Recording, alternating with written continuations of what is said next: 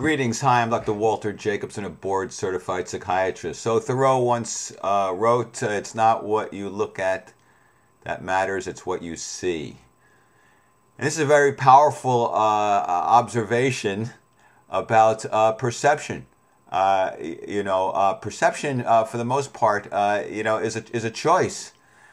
We see something and then we judge it, we interpret it, but we have a choice as to how we judge it and interpret it.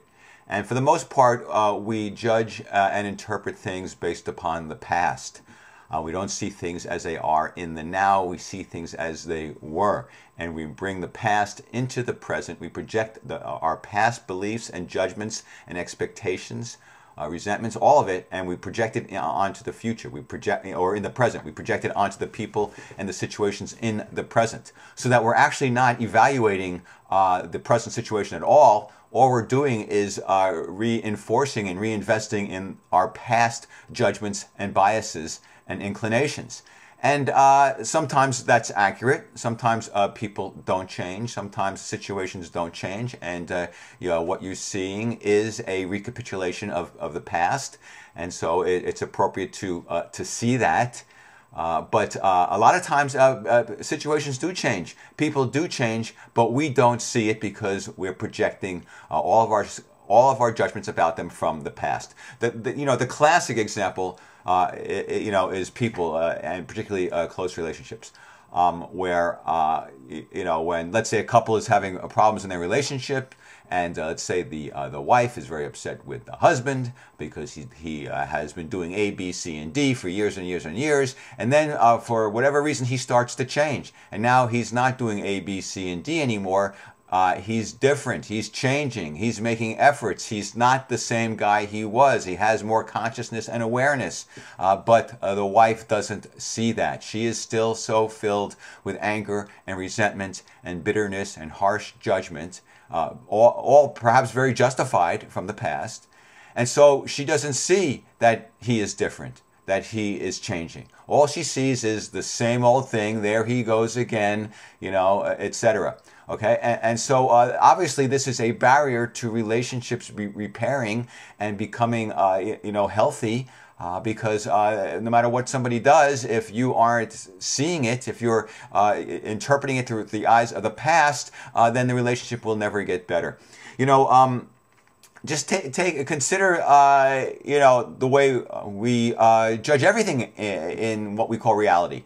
Like you look at a coffee cup, right? Obviously, we bring all of our judgments and evaluations about coffee cups from the past. So we look at a coffee cup, and we know it's a coffee cup because we've had the experience with it in the past. Let's say we had no memory of a coffee cup at all. We had, and then when we saw it, for the first time, so to speak, we'd be scratching our head, kind of having to figure out, what it's for. Obviously not that tricky, a coffee cup, but the point is, to some degree, it would be a foreign object that we'd have to, figure out. It would be a blank slate.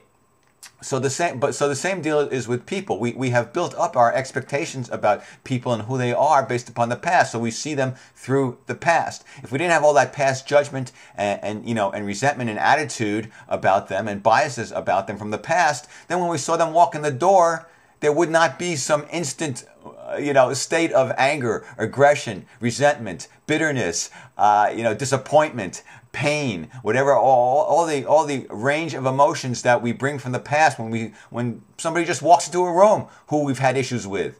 Yeah. So and obviously that gets in the way. So what do? Well, you've got to try to be here now. You've got to try to judge things as they are, not as they've been. You've got to try to really look at the evidence or data as to whether you should be angry at somebody or not, based upon what they're doing in that moment. If you decide, oh yeah, I have this charge of anger towards this person, but all he did was say, "What do you want to do today?" That's pretty harmless. So obviously, I must be hanging on to resentment and judgment and bitterness, and I'm judging and attacking him unnecessarily and unfairly, and I need to stop that. Right.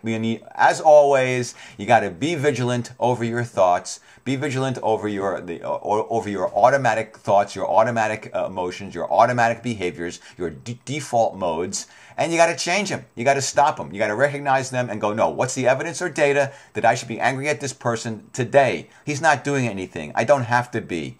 I can forgive and let go of the past. Okay. I think I'll stop here. Take care. Peace be with you. See you next time.